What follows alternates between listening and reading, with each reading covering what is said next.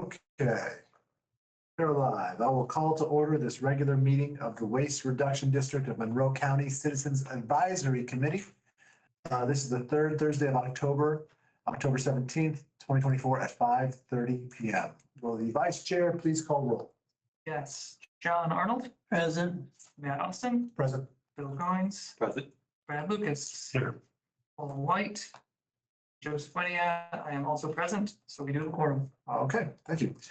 Today's agenda was distributed by email and Dropbox on Tuesday, October 15th, 2024. Are there any objections to adopting the agenda as distributed? I would like to move, or I will move that we reposition the, Caldwell's Inc. yes, new business item number 1, Caldwell Inc. presentation to the, I guess, to the first item of business understood under the standard order of business. Okay, I will second that. All right. We need a vote? Yes. Okay. Roll call vote. Or You can do a voice vote. Voice vote. All in favor of changing the agenda so the presenter starts first, give me an aye. Aye. Those opposed? And abstainees. Okay, so that motion passes. We will start with the presenter. So we have with us Aaliyah Simmerly. She is part of Caldwell's Inc. And she'll tell you more about it. I met one of the managers of Caldwell's Inc. at the waste conference that we went to. And Caldwell's Inc. is currently managing a resource recovery facility in Boone County and in Shelby County. And they have a food waste program that I think she said they just started recently. And so they're dropping 5-gallon buckets of food waste off at the waste recovery facility. And I think it's a potential program that other counties, entities can mirror. So I wanted to stop and or ask her to present and give us kind of an idea of what they are experiencing. Let's see, can we give her access? She should allow camera, allow mic. She has mic privileges. Okay. She just has to enable it. Okay, Aaliyah, if you can hear us, go ahead and enable your mic and we are ready for you whenever you are ready for us.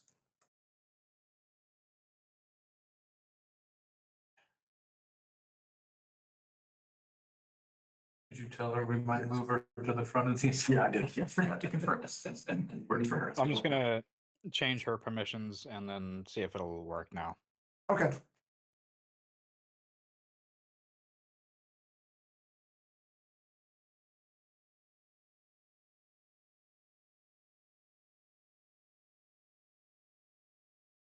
Looks like she dropped off. Maybe she'll be jumping back on. On technology.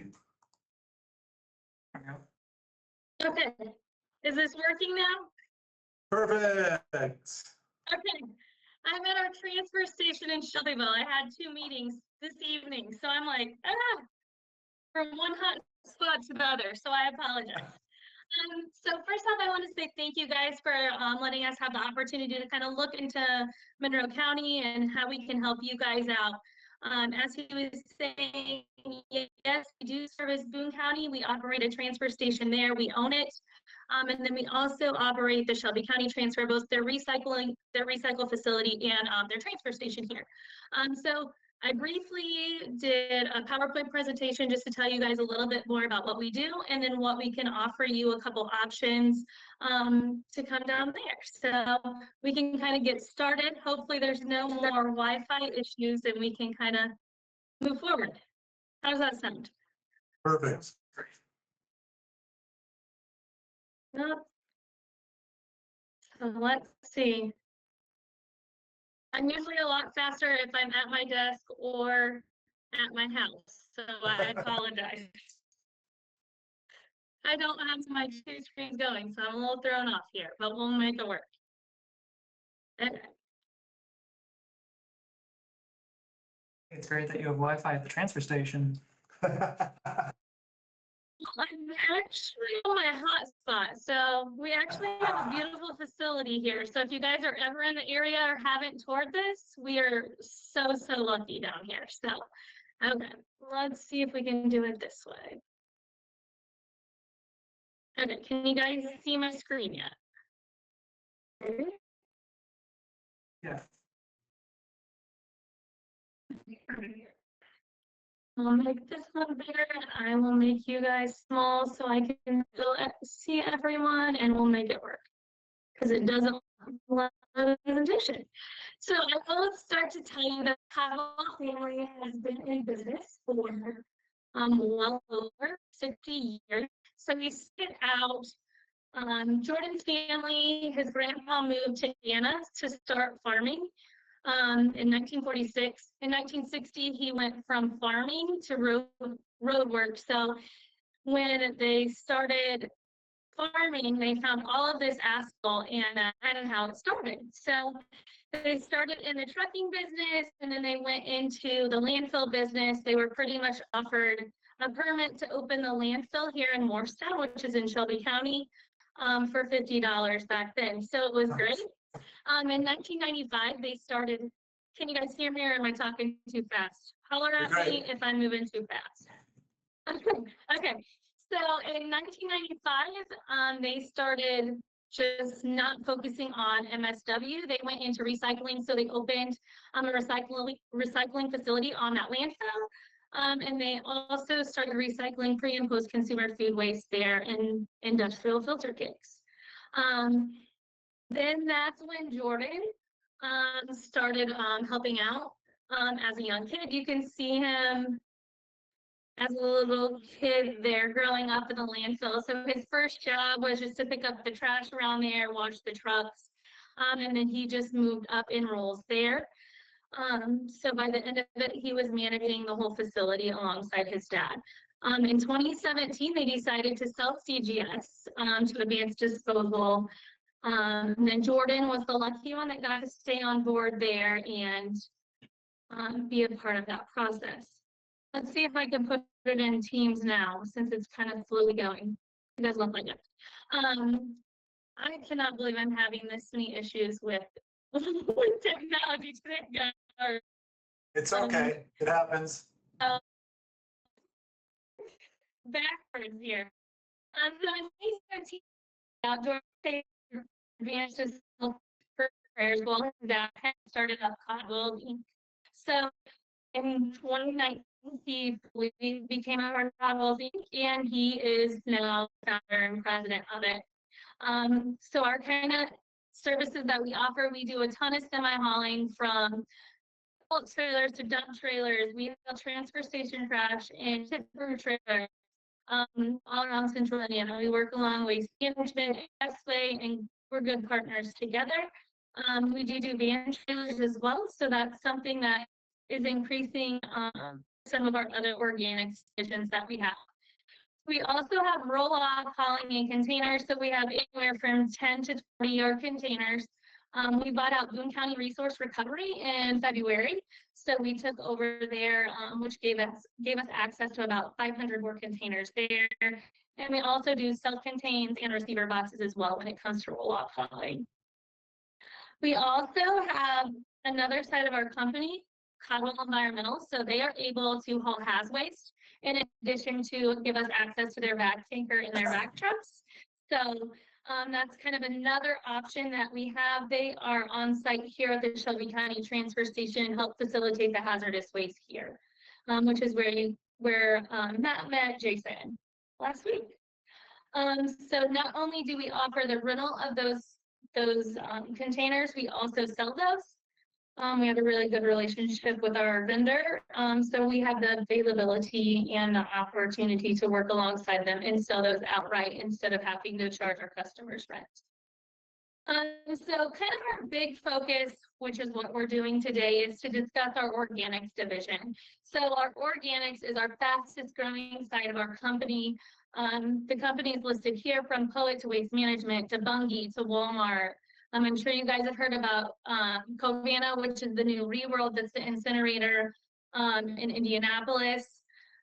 We work alongside all those companies and helping them find ways to reach their sustainable goals that they have with their companies. So we are always partnering with them and being able to help them out, not only at just our compost facility, but we also have a DPAC facility, which I'll kind of be able to tell you about in the next part. So our organics division has a 360 approach. So we are able to take any type of pre and post consumer waste into our DPAC facility. So we have a that's T30 depackaging machine. We actually just got permitted for the second one. So any of your packaged foods, from Gatorade bottles to margarita mix to cereal to cheese, you name it, we are able to run it through this machine, pull out the waste. It goes into our pit. And then we have 2 chutes that run it out to a compactor to take the trash and place it into a compactor. So that's something huge that we're focusing on right now. So anything in our pit goes over to our compost facility. We have 2 vac tankers that we're able to use to pull that waste out. Something that we do is we're able to compost on all of our almost 4,000 acres. We just started our next round of 500 acres in addition to what we have been farming in the past. So we were at 3,500 acres last year, and we are up to 4,000. So any materials that we bring in goes back onto the fields that we farm. So our goal is to mix those products from our DPAC facility with some byproducts at our compost facility, from corn stalks to manure to soybean materials like filter cakes that we get from the those into a process at our facility that will then give us that nitrogen-rich compost. This year, we actually were able to start selling some of those materials to some of our customers that farm in Shelby County. So that was super exciting that we had an abundance and we were able to do that. We did just put a new process in at our compost facility. So before it ever reaches one of our fields, we have a new screener that is able to run through a screening process, pull out all of the waste or the material that needs to be processed longer so that it doesn't affect our farm fields. And then we also are able to help feed the livestock that we have. So we are still in the farming business. So that is one reason that we started the organics division. So I kind of did a brief overview of our facility just so you can see from point A to point B. So as they arrive at our DPAC facility, they use our loading docks.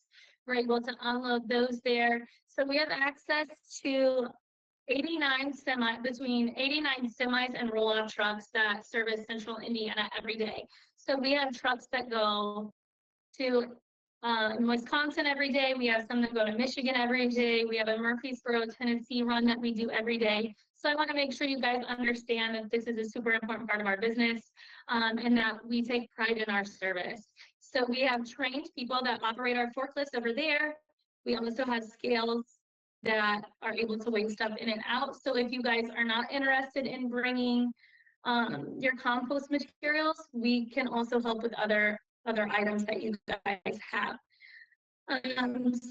So in 2016 or 2017, my bad, sorry guys, I'm like getting all my dates mixed up. When we first started, we got into there. That's how kind of our organics division started. We had a phone call and they were like, what do we do with this?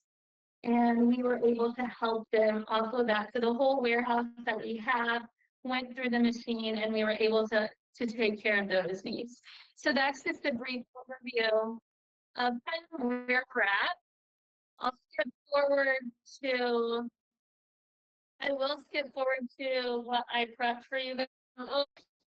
This is at the compost facility, which is the main focus for you guys. So if you guys were to work with us to bring your food waste in, it would go in the, we would mix it with the tanker loads that we bring in with byproducts. You can see how it comes in. That's the consistency every time.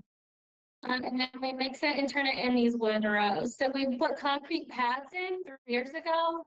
just to help, because our trucks were getting stuck, it wasn't helping with the material, it was super hard to turn. These Monroes every week. It's a process that we do every 6 weeks. So they're constantly getting turned those internal temperatures. We definitely want to make sure they're cooking right, so they're down properly. This is super cool. It's super cool when you see it in person because it raises up, goes over the windrows. And you guys are able to kind of see the process of that. This is our finished product. So before it goes through the screener, that's where we store it to keep it dry. And to make sure that everything is processed correctly. It keeps it warm in there too, to make sure that all of those materials and those bacteria are not going to affect it. So right here, this is what I have at our recycle facility here in Shelby County. We have a 10-yard container here just because it's a new program. We didn't want them to get in above their heads. So we first started this September 1st. They ordered and partnered with a grant to order their bucket. So they purchased their container outright. Here, what the customers do when they check into our facility is they let us know they have a compost bucket. They take it back there. It's a free dump for them. So they take it back there, they dump their bucket in there, and then they kind of rinse out their bucket, and then they're on their way. Super quick process. We pulled this can 3 times since we started. It's not always full, but you know how the heat is in the summer months, it gets a little stinky. So we just wanted to make sure the customers were happy and that we were eliminating that smell factor, just to be a nice neighbor, because there's lots of people coming through here every day. This is the bucket that they gave out. So it's just a 5-gallon bucket. The acceptable items are listed on there so that the customers that are participating know what is accepted in there. So I will tell you, after the meeting today, they have collected 2,200 pounds with 113 buckets out there since we started in September. So I know they just handed out 20 buckets at a local fair event that they went to.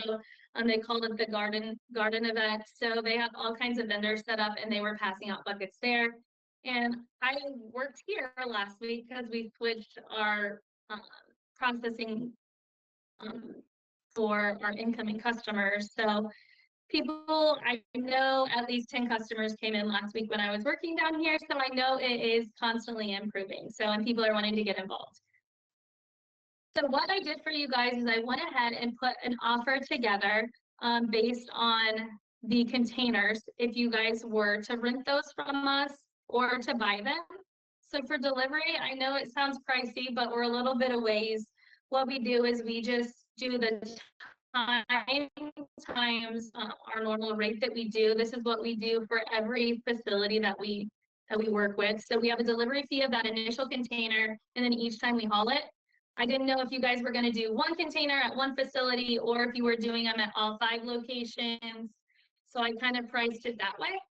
And then I also, instead of doing like a delivery can and a switch out, I also did like a round trip. So if we were to drive down, pick up the container, bring it back, dump it, and bring it back down to you guys. So you guys had that rate as well, along with the disposal. So with those containers, we put the agreement on those because they were special order containers, since we have to put the lid on there to mitigate the smell. So I did put those on there for you guys. And Matt, I'll go ahead and send you a copy of this. That way you guys can kind of look into it a little bit more, but I wanted to talk through it, along with a price to purchase those containers. So that's kind of where we're at on the offer. Another option that we have is our toters, which I was filling that in last week. We do a commercial route in the Indianapolis area with different factories and like hospitals where we drop off toters and we pick those up every week. With this option, I can't really give you pricing because it would depend on how many people are part of the program to be able to give you an accurate price. Obviously, the more people we get, I mean, if we did several of these at all 5 of your locations, and then we did some maybe at IU or other factories in the area, that would help mitigate and lessen the amount for that. So that is kind of what I have. If you guys have any questions, please feel free to ask anything. I know it was a lot of information all at once. I talk really fast. So please feel free to ask any questions you have. I know that I would like to visit the facility. I don't know if anybody else would, to see the operation. Is there a good day or time to do that with? And would we be able to get I the mean, tour we from have- you? We are really open to having as many of you come as well. One of the transfers here, so you guys can kind of see that. And then we got to our office in Monroe. Could see the process from the time it comes in to the farm field if you guys want to do that. That sounds good. So how big are the totes compared to the, what are they called? The, 95 gallon. oh, okay, No, that's what we have, it's the 95 Okay. gallon. They're It's a 96 perfect gallon toters. okay. And is that, I guess, what's that made of, that material? I don't know what a tote is. Is it, like a fabric? Is Just it? what the city collects your Yeah, trash in. plastic Oh, it's just a trash can. can. Okay. So, and so they're dumping all their food waste into those totes. Okay. Yeah. Where's the picture? Yeah, so some of them do biodegradable liners in those, just to help with not having to clean as much. It's kind of personal preference. They do 2-line biodegradable bags that will compost in the process, so they don't have to worry about cleaning out the containers. I do have one customer that we always keep an extra one on there just in case those bags break or bust. So they always have a fresh container there.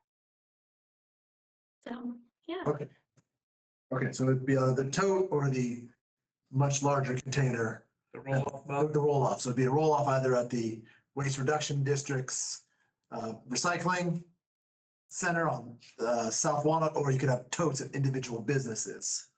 The roll-off boxes that you're using, are they just open top or are they sealed up and made to handle organic waste and not leak? Yes, so the ones we have down here is what we call pretty much a sludge box, so that as it breaks down, it doesn't leak. So as those materials break down, you're not getting the spills out of the bottom like you would an open top. That's kind of why they did the lid here, because they didn't want animals or people getting into it, as a safety concern. So, definitely the animals, but they were more worried about people getting inside it, like the homeless people that are over in this area. So that is what they did here. So, but we are always open to trying anything you guys would like. I do know I visited a couple factories and a couple other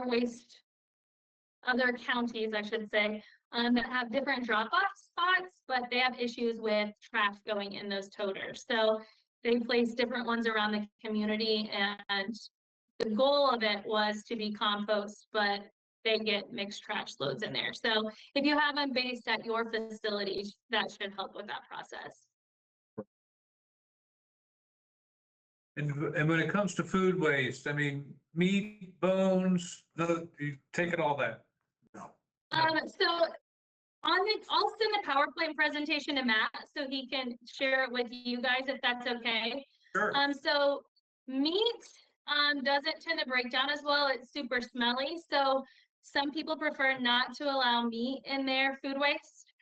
But there's all kinds of things from toothpicks to the coffee filters. Your produce usually breaks down super well. I will say meat does have a larger smell to it if you bring that in.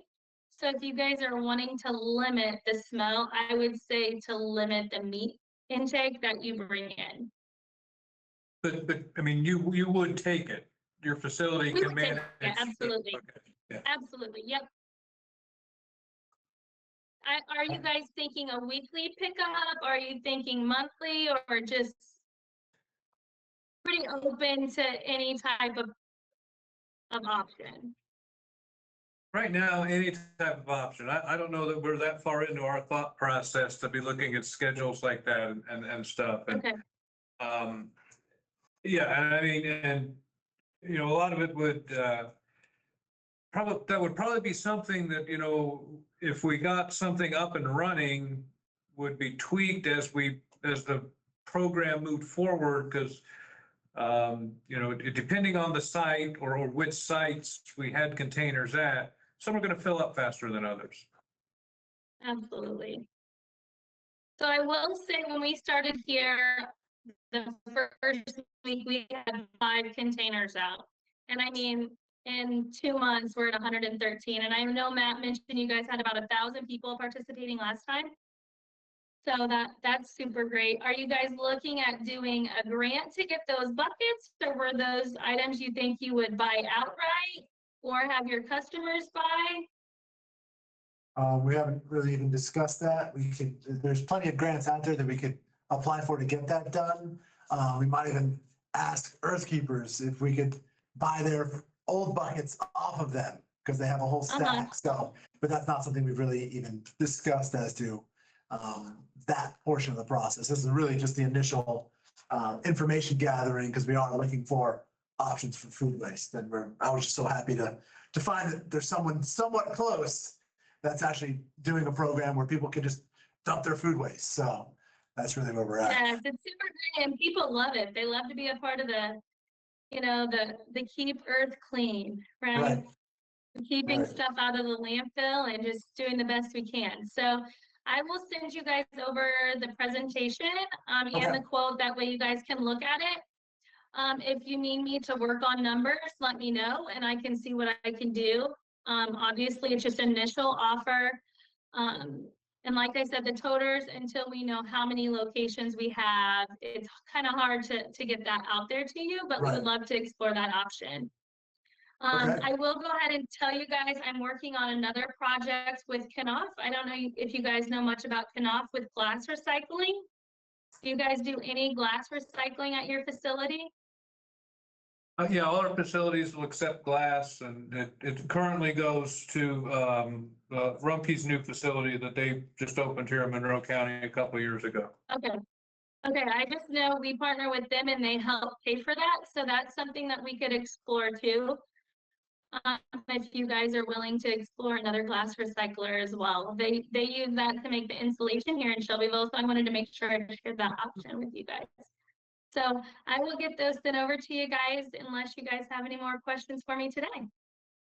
I do have one more about materials to potentially send. Do you have any printed versions of the services that you just provided descriptions for? Particularly Yeah, absolutely. I'll send you guys over some marketing materials that I have.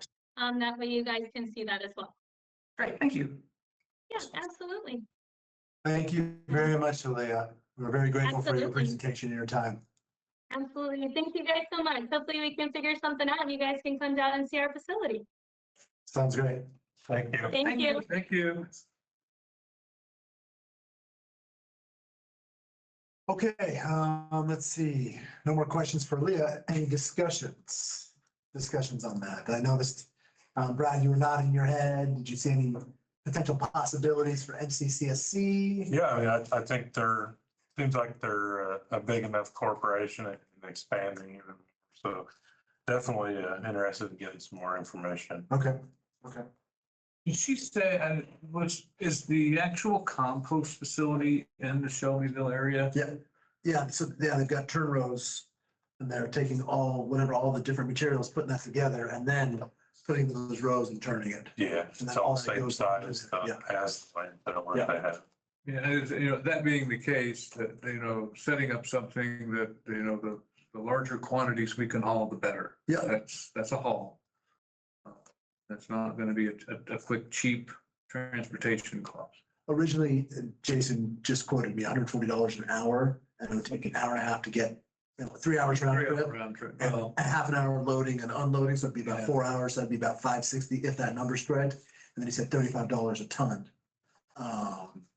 did they pay us? No, that we would pay that we would pay them. So if it was a 10 ton, that's $350. So that would come out to $910 for 10 tons. So $91 a ton. I don't know if that's expensive or cheap. That's cheap. 10 times, it's a lot of. Right. Yeah, Yeah, because you also have on the collection side of it, You know, you have the odor issues. Yeah. You needed to go out every week, is what you really, so I think, At least, yeah. so we could probably start with a smaller container until we found out that we were filling it up every week and then maybe upsize if that's a possibility. Yeah. Because there's definitely a lot of people in Bloomington that want a solution. And just being able to take buckets and dump them is a pretty simple solution. One thing that struck me when thinking about collection and transportation would be to see how much collection can be done potentially by the district on our side locally. So there could be like one haul for them rather than having But, yeah, and I, you know, 5 stops here. if we can get enough participation, doing roll-off boxes at sites, you know, then you're getting your bigger bang for the buck there. What is our most isolated site? What? Most isolated site? The, Union Road, Wood Road. So, That would certainly be about the farthest from Shelby. I mean, no, I'm just isolated from public, because I think what Joe was suggesting is if we put one box at one site and then totes at the other side, and have district employees take the totes, am I understanding that Yeah, correctly? yeah. To the one site, we only have to pay one haul. Dillman probably has the least residential space in close proximity. Or even if there could be a container at our landfill site, and if the district were to able to do like one route a week to pick up each of the 5 district locations. That have the least residential. Yeah, because that's a lot of commercial side of the new building across the street.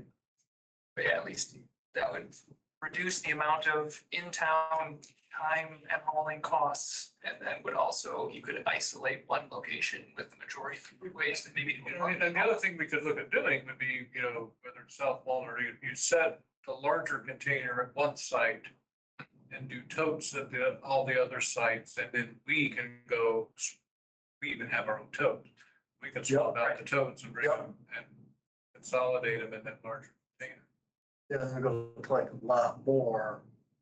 What does it take to transport those? Obviously, you have to like a truck with a lift gate or something. Box truck with a lift gate. And I mean, that's how we do our green business network. I mean, we're already set up Yeah, to you're already do doing that. it. We're just not running routes through our own facility. So one thing to also consider, that's you would need a tote tipper to. We got one. Then we do the glass. Okay. That's what we do the green business glass, because those get kind of heavy. Yes. So what I'm hearing is there's already a infrastructure to do a lot of this. Good chunk of it. You know, the space is space for the roll-off container at whichever site is something we'd have, there's some logistics there. There's some possibilities. So we're definitely not starting from scratch. Which would be a lot tougher challenge to manage, so. Okay, any other comments? I mean, I guess, I guess a comment that I see coming from members of the board on this is the difference in carbon footprint. For hauling. Well, right, I know, I completely agree. If we think about it, it's gonna go to the landfill otherwise, and that's still Right. 33 miles away. So we're basically adding 30 some odd miles in order to take care of all of our food waste, and it's. And you can certainly make that argument, Yeah. right? You know, if you don't compost it, it's going in the trash, which is still getting hauled 50 miles away. Yeah, Right. oh, yes. Actually, that's right, because it goes to Republic, which is actually 66 miles away. Well, what do you 65, 66, so that would- even just, the stuff that's gosh, it's- not through us or the city Yeah. that winds up at Rumpke, goes to Medora. You're still looking at about 50. Yeah, so it's almost the same amount of mileage anyway, so. I wonder if the city sustainability department would be interested in partnering with the reduction district. Because there may be a spot the city owns central. Where you could have a combination of. You mean like the jail? No, that's county. Can we do it in NCCSC admin? You could have a combination of the waste reduction district having soap at their sites, but also residents could bring their own buckets to a central located Right. I mean, and not even have to what utilize. are the odds of the school system getting involved in something like this with the cafeteria? Oh, we're definitely interested in, I feel like Earth Keepers is probably the biggest project we've ever done towards composting. But, you know, So there's, I heard from the environmental club at Wilmington North last week, there's definitely the desire to do something. if you can get a good portion of the school cafeterias involved in something like this, there's your volume. Yeah. And there's your quick turnaround. You know, we're not, you know, we can move the multiple boxes a week. And then the residents just fill it to the top. Yeah, piggyback, thank you. Yeah. No, I think the interest is definitely there. Obviously, I want to include the food service director. But I think that the want is definitely there Okay, too. and right now, that's really all that we need. And we need to have a little more, we need to be a little more put together before we Sure, go to the administration or food service and say, hey, here's what we're looking at. understand. Does IU Food Services have their own thing that they're doing in that manner? Now, not since Green Earth shut down. Yeah, there's nobody servicing anybody. You know, the only program is back to earth. Okay, well, I mean, IU, they don't necessarily acknowledge it. IU does have a composting facility, but it's really vegetative material. Yeah. You're not doing food waste and it's only material generated. Yes. there's a lot of food waste at IU. Yep. From athletics Right. I to, mean, and that, you know, and it just, in the school system, you get, you know, any portion of camp, whether it's residential halls, athletics, you get them involved and there's no questions for volume at that point. It's just of course, how do we centralize it and how fast are we moving it? with the residential halls, frats and sororities, you know, they could have contests And for. well, Yeah. so the frats and sororities are a different animal because they're not run by the university. They lease the property. national charters for those different Greek houses lease that space and they're responsible for that house and the waste removal from that house, not the university. Okay, so if there's no more comments, we can continue this next week if people have more reflections. or next month. Next week? So I'm gonna put this into unfinished business so we can continue on. Apologize for being late. It happens. Approval of minutes, so moving on, okay, to the approval of minutes, the minutes for the September 2024 regular meeting were distributed by email and Dropbox on Tuesday, October 15th, 2024. Are there any corrections? I do have corrections. I just lost them in my notes because the meeting came first. Okay, yes, if I may. I have three and am very disorganized. There it is. Okay, so in the first paragraph on the second page, it refers to an RSP a couple of times. Should be, yeah, RFP. And then the second was that the third paragraph of that same section, it made a comment about being audited. It said the year under review is 2020. I don't remember exactly the duration, but it was a range of years. Yeah, 1/1/20 through 12/31/23. Okay. That period. So it was 2020 through 2023. And then the last one, I don't know if this was a misspeak or a mistype, but it said for the next meeting would be on November 21, 2024. Actually, since this is for last month's meeting, That the next meeting this one should have been October 17th.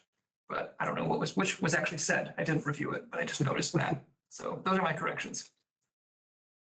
I need to make a motion to adopt those. I do it for unanimous consent. Okay, Is there any objection to approving the minutes? I think the correct way to do it would be to make a motion to approve the minutes to include Yeah. revisions. Then I move that we approve the minutes, including the corrections. Second. Okay. and consensus voice vote. Oh, well, No, those are two different stories. a voice vote. Two. Yeah, Yes. you say You're just voting to approve the amended minutes. Yeah. Voice vote. For all those approving, please say yay. Yeah. Yay. Okay. Any not approving? Anybody? Objections. Thank you. None. Abstain. Okay, then that passes. All right. The minutes are approved as corrected. All right, reports from the district, Senor Tom. Let's see, so the county council did their first reading of the budget this past Tuesday. And that's all it is a reading. There's no comments or votes or anything. And then the second reading and the vote for adoption will be whatever 2 weeks from Tuesday was. 28, 27? 29. So. Also at Tuesday's meeting, we did have an additional appropriation request that was approved. It's a little over $10,000. We're going to replace the tables and chairs in our education training room and also get a couple of large display monitors and various accessories to wire those up for presentations or showing the teams or virtual portion of the meetings. So that was all approved. So now we just need to work with the auditor's office and get all that submitted to the state and upload it into the Gateway website and we can make our orders and get our chairs but it'll be nice. It's the chairs that we have in there, I believe, are original to the building. I know they're at least 21 years old because they were there when I started at the district. That's all? They've got stains in the upholstery. Most of them are missing 1 or 2 feet, so they wobble. The tables, some are original, some have been replaced over the years. They're in various ages and conditions. The ones that have been replaced, the finishes don't match the ones that were already there. So it's going to be nice. And we're getting tables, not quite like this, but similar in size to these. And they're on, locking wheeled casters and the tops flip up so they can nest for storage. And it's just with the amount that we use the room and Purdue uses the room and the different configurations, it's going to be nice to have those. And hopefully that maybe even give us more efforts for us or Purdue or even, maybe the CAC down the road or something, to use that room, get some more uses out of that room. Another thing that's happening, I don't know who's aware, but City Bloomington Utilities is currently doing a lot of work behind us in the old Winston Thomas water plant property. What they want to do is move their corporate office off of Hillside, or not Miller and Henderson back there. But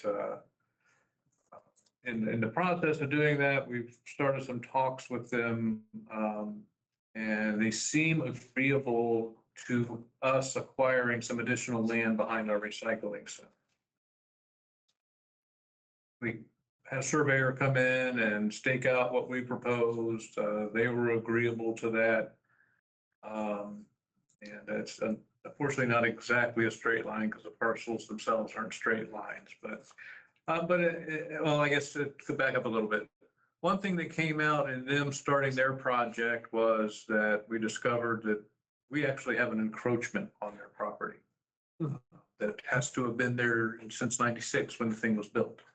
But the property line actually. It's under the building. Well, it actually runs about less than 50 feet from the back of our recycling center warehouse. And then beyond that, we have shipping containers we use for storage. All our vehicles are parked. We have a garage, detached garage set up for storage. So we're gonna, the proposal is to take on that encroached area and then also go about an additional 80 to 100 feet to the west. And then we have lots of ideas and options about what could be done with that additional space. That will depend on board will and money. But at this point, it looks like the city and utilities are agreeable to letting us acquire that land. We'll see how much money they want for it and what the board's willing to do. They should just give it to us. Well, unfortunately, as a government entity, you can't do that. $1. You can't do $1. So, $1.50, Bob. so we'll see where all that, but I'm optimistic that is gonna happen. And so, so then when it comes to doing things like citing boxes for compost collection, you know, we have a lot more options. So. Let's see, some bad news. Our office manager, Kelly Mullis, turned in her 3-week notice earlier this week. Unfortunately, was, I guess, out of the blue, offer a job at IU, and I can't compete with half off tuition. So unfortunately, gonna have to replace her on the heels of replacing our controller. But for those that aren't aware, I mean, I think everybody's aware at this point that Kathy retired. Last Thursday was her last day. Teresa Goins is our new controller, so she's been with us a couple of weeks now. And really seems to be picking things up, fitting in well, and I think that's going to work out really well. But that's what I got. Okay, any questions or comments? Okay. Moving on, chair report. I have no report. I guess I'll just move on to the new business. We've done Caldwell's, so the update on the Bokashi food waste pilot. The pits are dug at the community orchard. And on the 21st, Garden Quest is holding their first Bokashi training. I think they've got somewhere between 10 and 20 residents signed up for that. And the orchard has committed that they will have approximately 10 members of the board, and only volunteers. Are not letting the public yet because it's a pilot. And so they'll have about 10 residents that will be using those pits on themselves as part of the decentralized idea. Today I tried to catch up with Monroe County Parks and Rec. I got some emails, but it sounds like there's a new naturalist with Monroe County Parks and Rec. And it sounds like they've got plenty of space out at Will Detmer, and they might be interested. So I'm going to be sending an email to do that, to include the county. And then we have some other ideas of how we're going to talk to some churches, and we're going to kind of look at more of the group idea, where these are places where people are going to anyways. If they're already going there, why not just bring your food waste to that? And then, of course, we'll be teaching at the community orchard all the on how to do the bokashi and all that stuff for it. So it's looking up, and in the last, just kind of as a number from, I think we have 9 residences in our pilot in the neighborhood. We collected in a month and a half 781 pounds of food waste. So, you know, if you extrapolate that out, you're talking 4, 5, 6,000 pounds a year just from 9 or 10 residences. And when you consider you're also making a liquid fertilizer, that's something that the community orchard's really excited about, as well as all the soil that's going to help with growing all that fruit. And that's something else that I'm going to talk to Caldwell's, is talking about maybe transitioning some of their current customers to a bokashi type of thing. Because currently Caldwell's still buys fertilizer. Even with all the food waste that they process and all that soil they make, all that compost, they still buy fertilizer. So it's an opportunity to transition Caldwell's also into bokashi, so they can make their own liquid fertilizer to save them some costs, and then accept even more food waste. So just kind of the thoughts on my mind. But yeah, that's the update. So hopefully I'll be presenting to BCause this next month for the grant, and then hopefully also presenting to the executive, or not the executive, to the board of directors with that whole project. But I've got to make sure the county's involved first before any of that happens. So get you next meeting as to what is happening. Questions, comments? Okay. And then, were there any, since we just went to the conference, I want to see if there are any takeaways that you got from the conference that might be beneficial for everybody else to hear. Does anybody have any takeaways that they want to talk to you about from the conference? And if not, that's okay too. Okay. I would, from a district perspective, I know that you all were, not everybody attended the Wednesday session. You know, for districts is the more meat and potatoes part of the conference, but I really thought it was a good conference and with sessions that were relevant to almost every district, you know, right now, which every year is not always the case. And then I also want to publicly acknowledge Elizabeth Simpson-Stein, who's the county's HR administrator. He filled in at the last minute for us. We had an HR session planned for Wednesday morning, and the person scheduled to do that had family emergency, and gave us less than a week's notice. And I reached out to Elizabeth, and she jumped right in, and she, I can't tell you how many compliments and comments I got about her presentation there. People were really impressed and found what she had to say very useful to them, so. Awesome. Great job, Melissa. We'll see, this is a great job. One other takeaway that I had was I really enjoyed the meeting and greeting other people. And I met the new outreach and education coordinator of IDEM, Stephanie Shuck. Yep, she's awesome and she's very excited, but she wants new things. So I talked to her about Bokashi. She's very interested in Bokashi and teaching that statewide because they already teach vermiculture, they already teach compost, they already teach all these things. And she wants to be excited about something new. And so she thinks, you know, in addition to teaching all those other things, this is something that would fit perfectly right in there.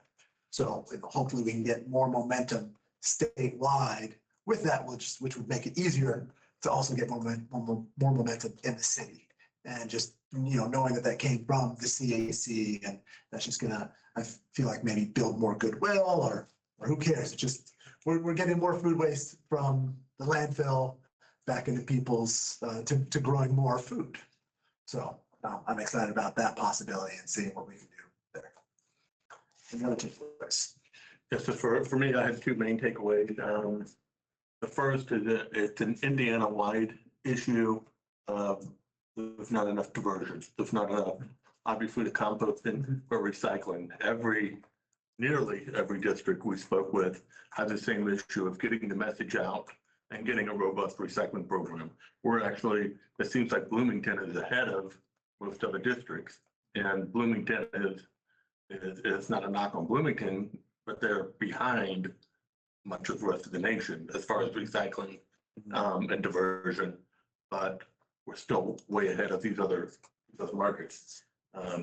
Even areas around Indianapolis, which is the hub, they're really struggling on how to get the message out. And the other thing is the same issue we're having here, lithium-ion batteries. How do we recycle those? What's the good? Nobody can seem to figure that out. Even the people that want to recycle them, the facilities that do recycle them, it's how do you store them until they can get them? Because these things are so flammable. All it takes is one broken case and the materials start mixing and you're burning down a whole building. So it's unfortunate that we have those issues, but we're not alone. The rest of the state districts are sharing the same concern we have. And on the lithium ions, you know, there are vendors in Indiana that will take them. The challenge is storing them, shipping them one at a time, obviously, is so costly and ineffective. But, you know, and then the real challenge that we have one right now here in town is, you know, we got a local nonprofit, they have 40 or 50 e-bikes donated to them. And the batteries are all bad and some are damaged. Fire marshal says we don't have a place to store them, which I'm sure means the nonprofit doesn't as well. So they're just sitting in the bikes. And, you know, we're trying to help them find a vendor, but cost to package those and transport those, and then pay the vendor to process them. You know, for a nonprofit, that's a challenge. No wonder somebody donated them. And one of the things they ran into, because our first suggestion was call the manufacturer. Well, some of these bags were made in Europe. Some of the manufacturers aren't in business anymore. And that's done. Sometimes that solution works, but not viable solution for everything that they have. I was impressed with the school's presentation. The different things that they did for teaching. Right. Recycling and reuse.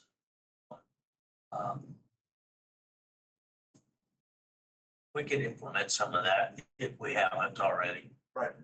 Yeah, I think that was actually that district, and what they're doing when they go out into the schools. Yes. The schools. Yes, and I don't remember which district it was. I don't either off the top of my head. Lawrence County. Was it? Lawrence, Not Lawrence, I'm sorry. Crawford, yeah, Crawford County. Yeah. Yes. Any other takeaways that we want to share? Okay, if not, it wasn't on the agenda, but I know Joe wanted to share the progress on the compost questionnaire. Yeah, is it possible to enable sharing from my screen? Review or TSD would need to do that, but I presently don't have the right to. I have a map that I wanted to share. TSD, if you're still present to listen, Or let me see, I can or if Tom. pull it up online. Sorry, promote who? I can just share my screen, I think.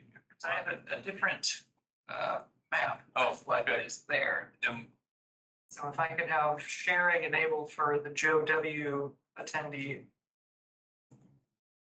Yep, it's taking a minute. It'll go through here. Perfect, thank There we you, go. got it.